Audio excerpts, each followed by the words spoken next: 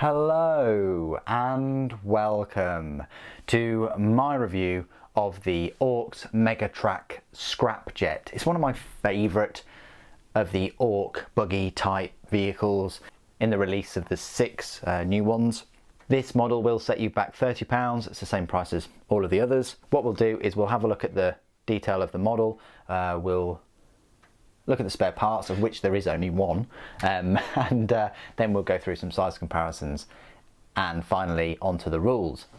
So the model itself, it's kind of like a cross between a plane and a tank. I mean, it's a Megatrakk.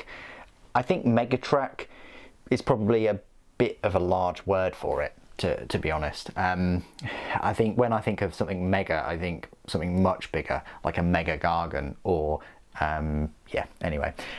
so a Megatrakk, I would think of a much bigger model. This is what we've got. It kind of looks like a fighter jet plane. It's got exhausts, it's got caterpillar tracks, it's a bit slower than all of the others. It's got some wheels at the front and this kind of drill thing with lots of spiky bits at the front. It's got this big cannon, it's got these big shooters, it's got these wing rockets on there. It's got a decent number of weapons actually. It's even got a little grot with shooters at the back, all encased, so it's got a bit of a tail gun, I guess.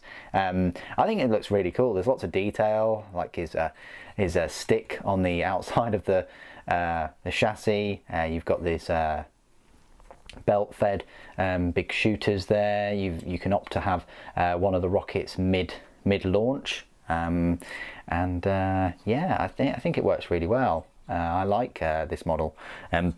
Obviously the only downside is if you were to get another one, it would look exactly the same unless you kit bashed it and add loads of different extras to it. This is the only spare part, by the way, this rocket. So again, you can choose to have the rocket mid-flight, or you can just choose to have another one on there on the winglet.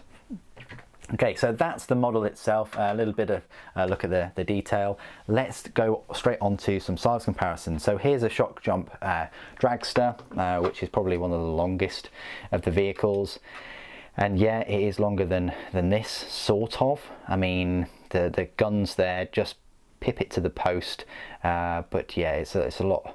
It hunkers down and it's a lower kind of vehicle compared to the Death Killer Wartrike. It is, yeah, thicker. It's much thicker, but height-wise, again, it's a bit lower. But it's got a lot of presence. I feel like the winglets and the tracks make it have a load of presence on there, but it goes well with the rest of them, shares a load of aesthetics. Comparing it to the other kind of vehicles, such as the truck right here, it's dwarfed a little bit by the truck, and even more so the gun wagon. If I just move that over there, the gun wagon is very tall compared to this one. One of these buggy type vehicles, but it also goes well with all of the bikes too. You know, it's like a little convoy thing. Compared to the standard size models, here's a war boss, and then we've got a normal orc boy and a Gretchen. So that's where it stacks up if you were to have one of these with an HQ.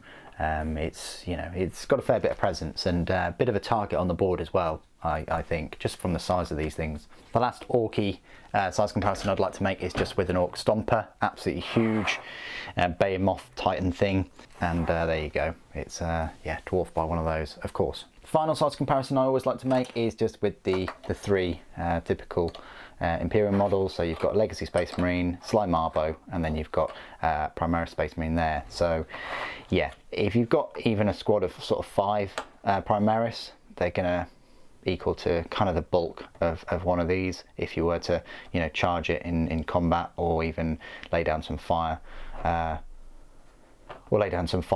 onto it.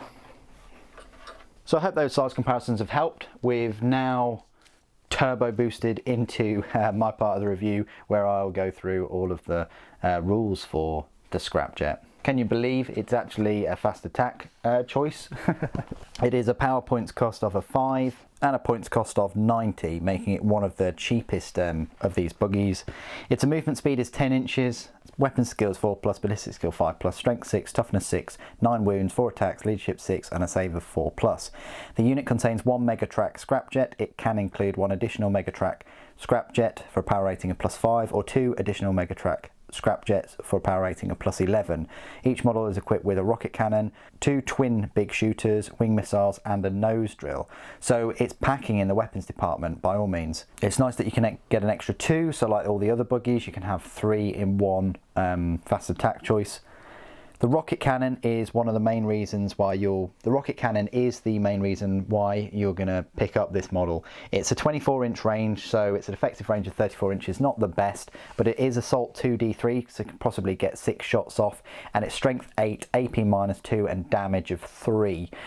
So that's very, very decent. The fact you could possibly get 6 strength 8 shots. The only thing it's letting it down by is just the AP. The twin big shooter is a 36-inch range, assault 6, strength 5, AP 0, damage 1. That's quite nice because it's got 2 of them, so you're getting 12 shots there. So far that's a possible of 18 shots coming out from this thing. Wing missiles, range 24-inch, assault 1, strength 8, AP -2 and damage of 3. Abilities for that weapon is add 1 to hit rolls for attacks made with this weapon against vehicle units and subtract 1 from hit rolls for attacks made with this weapon against all other targets. So that's a bit strange. Those wing missiles are very effective against vehicles. You only get 1 of them though. You only get 1 shot, even though it says like wing missiles in terms of there's an S on the end. But it does mean that they're hitting on 4+ now. But it also means that they can only hit on 6s against all other targets. So a bit redundant. I depend more on the rocket cannon more than the wing missile. And then finally the nose drill, which is a melee weapon, is a strength +2, so that's strength 8, AP -2 and damage D3. That's a nice little bonus for this model, that if you do get it in combat, it can pump out 4 strength 8 attacks. Abilities, here we go: mob rule, Daka Daka Daka and speed mob. Spiked ram. Each time this model finishes a charge move, select an enemy unit within 1 inch of it and roll a d6. On a 4+, that unit suffers d3 mortal wounds. So that's nice as well. Even more of a reason to get it in combat. You've got the nose drill, 4 attacks, and then you've got the spiked ram. And finally, explodes. If this model is reduced to 0 wounds, roll a d6. On a 6 it explodes, and each unit within 3 inches suffers d3 mortal wounds. Kind of works as usual. Keywords: Ork, vehicle, speed freak, Megatrakk Scrapjets. So there you go, that's all the rules for the Megatrakk Scrapjets. How does it compare to all of the other buggies? Well, just comparing it to the Boomdaka, which is the same power points cost. It does have a higher strength at 6 and it does have more wounds at 9, however it is slower. That extra strength means it's going to perform better in combat, and it is more survivable at 9 wounds. I think it's missing a couple of things. I would have given it an extra ability in terms of the smoke created or the noise it creates, or something like that. I would have just given it an extra ability. But overall, if you want something that will take out vehicles or units with high toughnesses, this is the way to go. It's not going to perform that great just at normal Space Marines with the AP -2 though, and bear that in mind. What do you guys think of the model and the rules though? Please do put it in the comments below. It'd be great to hear from you. Thank you ever so much for joining me today. Thank you for watching. For Gork and Mork.